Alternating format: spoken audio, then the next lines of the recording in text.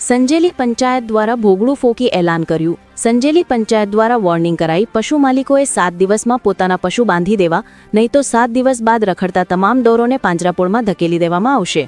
પશુ માલિકોને સૂચના, 7 દિવસ બાદ જો નગરમાં રખડતા ઢોરો જોવા મળશે તો પાંજરાપોળ મોકલી દેવામાં આવશે। સંજેલી નગરમાં અવારનવાર રખડતા ઢોરોને લઈ સમસ્યાને લઈ નિર્ણય લેવાયો। ઢોરોના માલિકો દ્વારા મૂંગા પશુઓ છૂટા મૂકી દેતા વાહન ચાલકોને ભારે સમસ્યા, જેને લઈ અવારનવાર અકસ્માતના ભોગ બનતા હોય છે અને મૂંગા પશુઓ દ્વારા જાહેર રસ્તા પર હાડ્ડો જમાવી દેતા હોય છે। રખડતા ઢોરોને લઈ ખેડૂતોમાં પણ રોષ જોવા મળી રહ્યો છે। રખડતા પશુઓના કારણે ખેડૂતોનો ઊભોને ઊભો પાક સુપડા સાફ કરી રાખવામાં આવે છે। હાલ કમોસમી વરસાદને લઈ પાકમાં ભારે નુકસાન ઉપરથી આ રખડતા ઢોરો દ્વારા પાકને નુકસાન કરવામાં આવી રહ્યું, જેથી ખેડૂતોને માથે હાથ મૂકી રોવાનો વારો આવ્યો છે।